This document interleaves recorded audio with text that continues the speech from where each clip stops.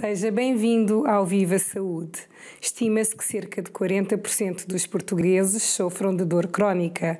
Diz-se que a dor é crónica quando persiste após um período considerado normal para a recuperação de uma lesão. Doenças como o cancro, artroses e diabetes podem causar este tipo de dor e, se é mulher, saiba que tem maior propensão para sofrer deste problema. Por outro lado, as zonas lombar e cervical, cabeça e membros são as regiões mais afetadas pela dor. Ela é causadora da morbilidade, absentismo e incapacidade temporária ou permanente, gerando elevados custos aos sistemas de saúde, com grande impacto na qualidade de vida do doente e das famílias. Para nos esclarecer sobre este tema, temos em estúdio o especialista em tratamento da dor, Armando Barbosa. Muito bem-vindo. Muito obrigado. Eu iria perguntar-lhe como é que se caracteriza a dor crónica. A dor crónica é uma dor que persiste para além de 3 meses. Em contraponto com a dor aguda é uma dor que aparece para nos advertir ou que estamos a fazer uma ação que não é normal para o nosso corpo ou para nos avisar que temos uma doença, portanto, e que é necessário intervir. A dor crónica não. A dor crónica, como foi muito bem explicado na introdução, é uma dor que pode persistir para além da cura da lesão que a provocou e surge porquê? Porque a própria dor, pode provocar alterações no sistema nervoso periférico e central, ou seja, nos nervos que transmitem a dor, danificando esses nervos e provocando uma dor que passa a ser uma doença ela própria. Pode-se dizer que a prevalência da dor tende a aumentar até aos 60, 65 anos? Sim, contrariamente àquilo que as pessoas têm muitas vezes ideia, os doentes com dor crónica, a maior parte dos doentes não são doentes oncológicos, são doentes com patologia osteoarticular, ou seja, com doenças a nível das articulações e a nível dos ossos, nomeadamente a nível da coluna. E essas doenças, que são doenças degenerativas, que resultam de um desgaste no nosso corpo, aparecem mais numa idade mais avançada, a partir dos 55, 60 anos, sim. A partir dessa idade começam a aparecer este tipo de problemas com maior frequência. E os atletas que normalmente têm, não sei se poderemos considerar um caso à parte, mas julgo ser pertinente esta questão, que muitas vezes têm lesões musculares e até outro tipo de lesões, poderá considerar-se um género de dor também que se poderá tornar crónica ao longo de muitas lesões continuadas? Sim, os atletas são um caso interessante, essa questão coloca uma questão muito interessante, porque há a ideia que o desporto faz bem e faz, desde que feito com moderação. Quando estamos a falar em atletas que têm uma carga de treino diária muito grande e têm lesões repetidas, enfim, consoante os desportos que praticam, mas aí há um desgaste mais acelerado. Portanto, ou seja, lesões que habitualmente aparecem em pessoas de mais idade, em atletas de alta competição, em profissionais, essas lesões aparecem mais cedo. Por exemplo, nos futebolistas é muito frequente aparecerem lesões a nível dos joelhos aos 30 e tal anos, quando eles acabam a carreira, ou inclusive a nível da cervical, porque quando jogam de cabeça, quando rematam de cabeça, portanto, provocam lesões na cervical, que são pequenas lesões, mas com o tempo vão agravando a degeneração e o desgaste da coluna cervical. Portanto, por exemplo, temos outro exemplo, por exemplo, os atletas que praticam natação, os nadadores, também têm lesões no ombro com alguma frequência, acabam por ter artroses no ombro muito mais cedo do que uma pessoa normal. E hoje em dia também vê-se muitas pessoas no ginásio que ficam super satisfeitas por levantarem grandes cargas ou por fazerem exercícios funcionais que causam lesões muitas vezes no tornozelo ou até mesmo, como estava a dizer, aqui na zona cervical. Depois tomam medicamentos como ômega 3 ou medicamentos naturais e depois voltam novamente, passado um tempo, com dores na coluna e dores que se tornam crónicas, mas que pensam que essa dor é sinal de que estão a desenvolver os seus músculos e o seu corpo e a defini-lo. Essa dor pode prejudicar no futuro? Claro que pode. O ginásio, mais uma vez, é um exercício que é feito, se for feito com muita intensidade, pode também provocar lesões. Mas também é muito importante, e essa é uma questão muito pertinente, que é quando se vai ao ginásio.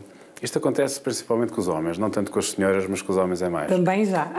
Também já, mas não por não irem ao ginásio, mas o que acontece com os homens, há aquele espírito mais competitivo em termos de levantar mais peso que o parceiro que está ao lado a levantar, ou porque a pessoa que acabou de levantar, a pessoa quer levantar um peso maior. Mas às vezes isso não é o mais importante. Um exercício, para ser bem feito, tem que ser feito com uma amplitude correta. E se for feito com um peso muito pesado, isso não se consegue fazer. Portanto, e acaba por provocar lesões, ou inclusive uma coisa pior ainda, que é acaba por provocar uma certa deformação no desenvolvimento muscular, o que leva a que haja uma postura errada permanente e que vai provocando lesões de uma forma permanente. Isso por exemplo, vou-lhe dar um exemplo. Quando se faz aquele exercício para levantar pesos para o peito, se o exercício não for feito corretamente, o que vai levar é um encurtamento dos músculos peitorais e há uma tendência para a pessoa andar quase como uma corcunda. Portanto, quando os exercícios não são bem feitos, às vezes mais vale não os fazer. Já é possível medir o nível de dor? O nível da dor, o grau da dor, a intensidade da dor é sempre uma questão muito subjetiva, que depende da personalidade da pessoa, depende da sensibilidade que a pessoa tem à dor, e é uma coisa que nós temos tentado fazer e tentamos fazer nas consultas, mas é sempre muito difícil, porque nós usamos uma série de escalas, há vários tipos de escalas, mas a que usamos mais frequentemente é uma escala numérica de 0 a 10 e que pedimos aos doentes de 0 a 10 como é que a sua dor está. E há doentes que conseguem responder, outros não conseguem, acham um bocadinho difícil. Então, ou damos uma escala visual com várias caras e é para a pessoa indicar dentro daquela cara qual é a cara com que se identifica. Ou então dizemos a dor é muito intensa, é uma dor média, é fraca, e a pessoa tenta identificar. Mas não há uma forma objetiva, por exemplo, através de análises ou através de exames mais objetivos para medir a dor. Isso ainda não existe. É ainda muito sensitiva, a pessoa tem mesmo que descrever como se está a sentir. A pessoa tem que descrever como é que se está a sentir, isso é muito importante. A forma como a pessoa descreve a dor ainda continua a ser a forma mais importante para nós avaliarmos que tipo de dor é que existe. Existem vários tipos de dor. Há uma dor mais comum, que é a dor nociceptiva. Este palavrão quer dizer, é aquela dor que sentimos habitualmente, que é um apertão, uma facada, este tipo de dor comum, tipo uma mordedura de cão, que as pessoas também referem com alguma frequência. E depois há uma dor que é a dor neuropática, que é uma dor diferente, que é aquela dor em que habitualmente os nervos estão afetados, por várias razões. Pode ser por uma doença como a diabetes, como um tumor, ou então porque houve uma lesão direta do nervo, porque houve pode ter havido um traumatismo que tenha lesado diretamente o nervo. E essa dor é uma dor tipo queimadura, tipo ardor, é tipo formigueiro, e esse tipo de dor é muito difícil de tratar, é mais difícil de tratar que as outras. E é importante também referir que a medicação que nós fazemos para esse tipo de dor também é diferente. Portanto, não tem muito a ver com aquela medicação que se faz habitualmente para a dor, como sejam analgésicos. Habitualmente para este tipo de dor neuropática tem que se fazer uma medicação com medicamentos mais virados do tipo antiepiléticos, calmantes, para tentar controlar a dor provocada pelos nervos. Ainda bem que mencionou, porque eu ia perguntar-lhe se existe algum tipo de anestesia usado para o tratamento da dor. Existe. Em relação à anestesia, nós temos uma forma de tratar a dor, por isso é que os anestesistas, e neste momento não são só anestesistas que tratam a dor, há outras especialidades envolvidas também, mas foram os anestesistas que começaram. E começaram porquê? Porque os anestesistas sempre dominaram a técnica da anestesia e é possível anestesiar determinados nervos. Pronto. E uma das formas de controlar a dor é nós anestesiarmos ou bloquearmos, através de outras formas, a dor, o nervo que está a provocar a dor. Vou-lhe dar alguns exemplos. Por exemplo, um doente que tenha uma neoplasia do pâncreas, que é uma neoplasia que provoca dores muito intensas. Uma forma de controlar a dor é administrar numa zona que se chama o plexo celíaco, que são os nervos que vão inervar o pâncreas, uma substância, que pode ser um anestésico local ou outro agente neurolítico que vai destruir aqueles nervos.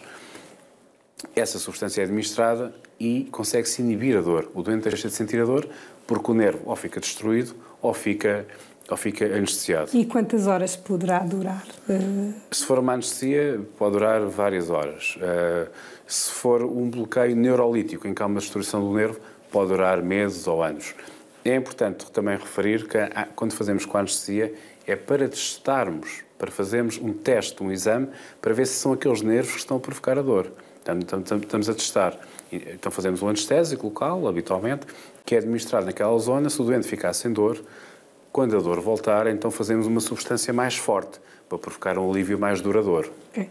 Que outro tipo de tratamentos existem, além do que referiu? Existem vários tipos de tratamento. Atualmente já existem muitos tratamentos disponíveis para tratar a dor.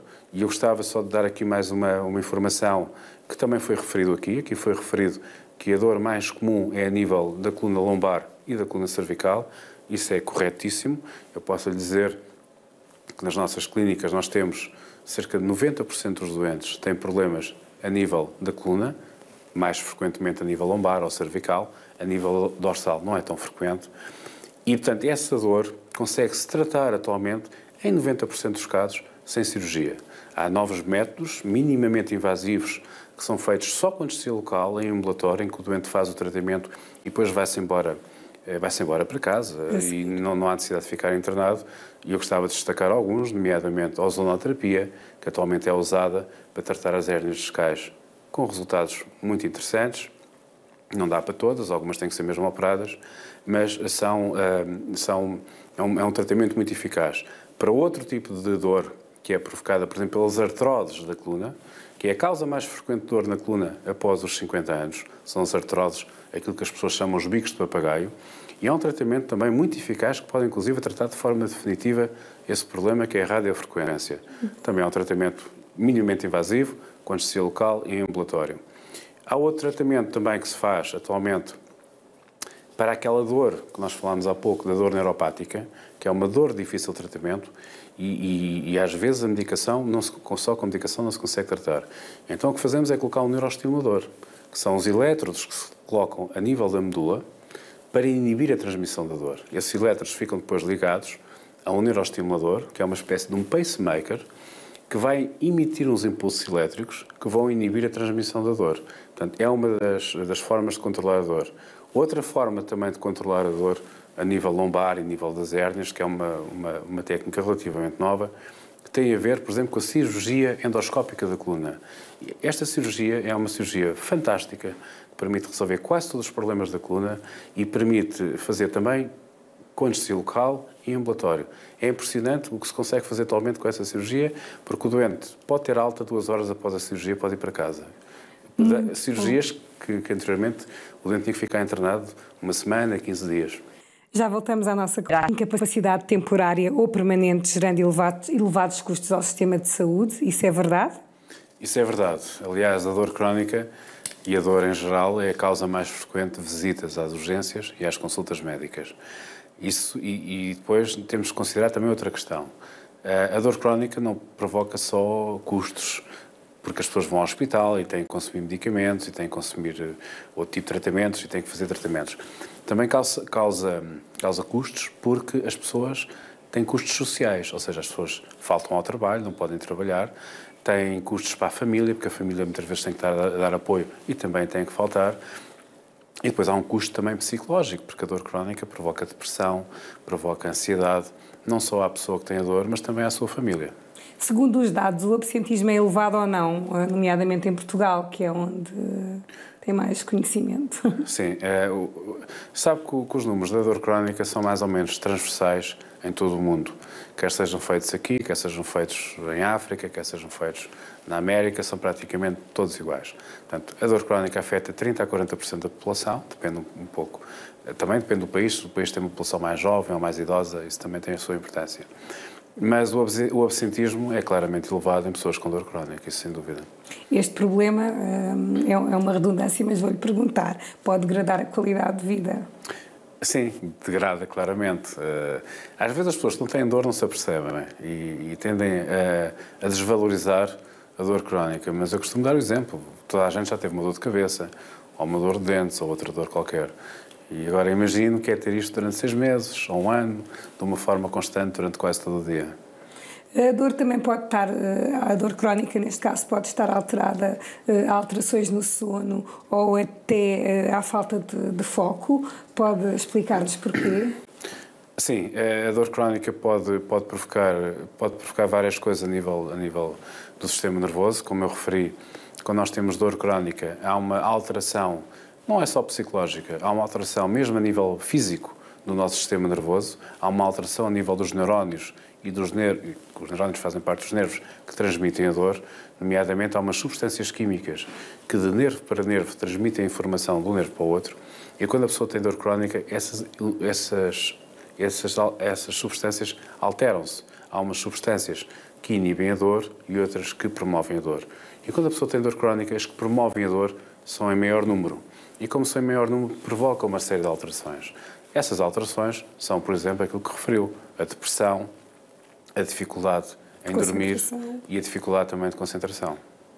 É verdade que 37% da população adulta sofre, como disse agora, sofre de dor crónica em todo o mundo, e considera essa percentagem, que foi o que não referiu, elevada ou está dentro dos trâmites? É uma percentagem elevada. Portanto, essa percentagem tem mais... em Portugal, não é? É em Portugal ou em países em que a população esteja mais envelhecida.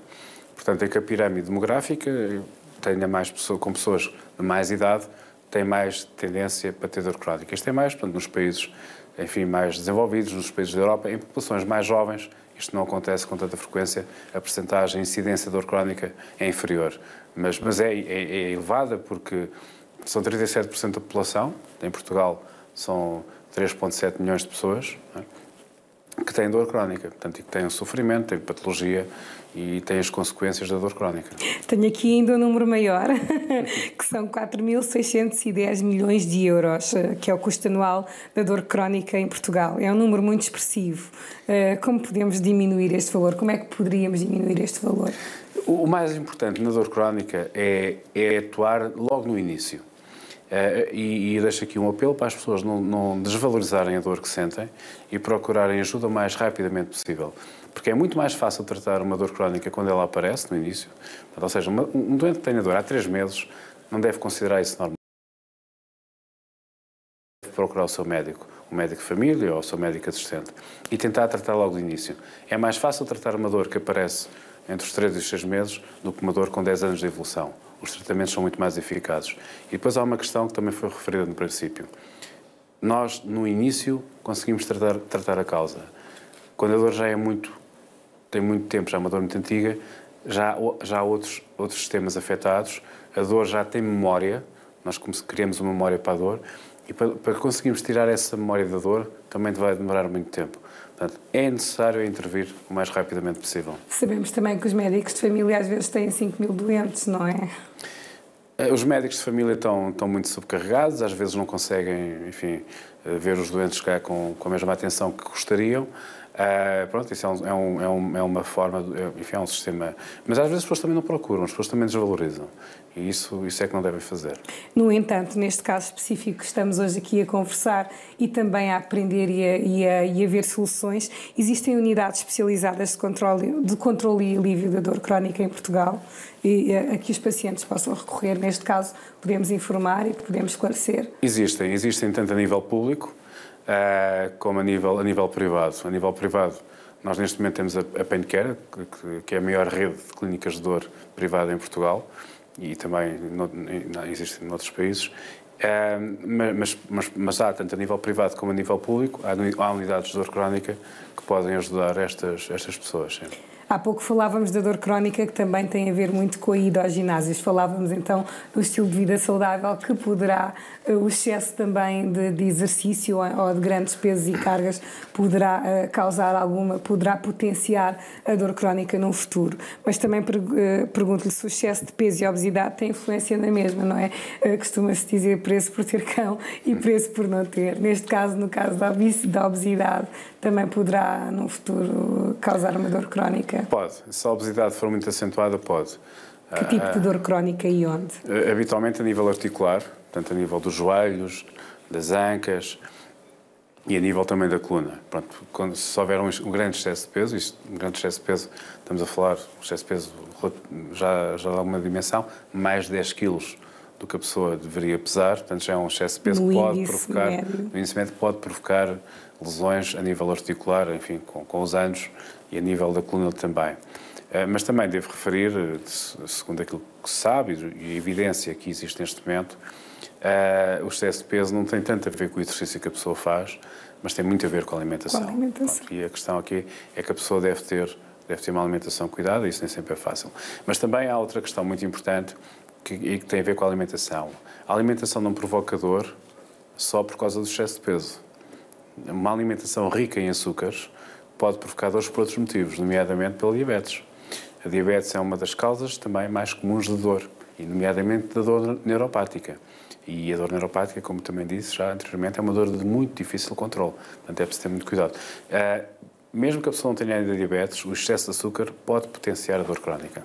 E quem sofre de ansiedade e transtornos depressivos também pode desenvolver mais facilmente dor crónica ou não está relacionado?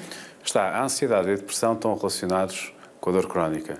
Às vezes o que é difícil saber é o que apareceu primeiro. Se foi a dor crónica e a pessoa ficou deprimida por ter dor crónica, ou se a ansiedade e a depressão podem provocar algum tipo de dor crónica. O que nós sabemos é que em determinadas patologias, nomeadamente uma patologia muito comum atualmente também, que é a fibromialgia, que é uma dor generalizada, está muito associada com a ansiedade, com a depressão, com a falta de atenção e também com as dificuldades em dormir, com alterações do sono. Essas alterações do sono depois podem fazer com que a pessoa também não consiga ficar tranquila, não é? Sim, e o sono é importante por vários motivos, mas mais uma vez, o sono é extremamente importante para o sistema nervoso. Pronto, o sistema nervoso central, nomeadamente. E como nós temos vindo a referir, o sistema nervoso está intimamente ligado com a dor crónica, está muito relacionado com a dor crónica, e se não houver um bom funcionamento do sistema nervoso, e não há, com certeza, se a pessoa não dormir, se a pessoa não dormir, o sistema nervoso não funciona bem, o nosso cérebro não funciona bem, portanto, a dor crónica será mais intensa. Uma das preocupações que nós temos com os doentes, quando vêm à nossa consulta, é nós perguntarmos sempre quantas horas é que consegue dormir por bem, acha que o sono é reparador, porque se isso não acontecer, nós temos de dar medicação para o doente dormir bem. Portanto, é um dos fatores muito importantes para tratar a dor crónica, é assegurarmos que o doente tem uma boa qualidade de sono. E como para além das nossas questões, nós também temos algumas questões que os nossos seguidores no Facebook colocam. Eu vou agora fazer aqui uma questão que um seguidor e telespectador nos colocou no Facebook. E a pergunta selecionada para hoje é da espectadora Roberta Leca e chega-nos através da página de Facebook do Viva Saúde. A pergunta colocada é: tenho dores constantes ao fundo da coluna quando caminho, um pouco mais que o habitual. Há algo que possa fazer para evitá-las? Podes dar-nos aqui... Sim, posso. Mais uma vez, acho que é importante consultar o médico assistente, porque esta dor pode ter várias causas.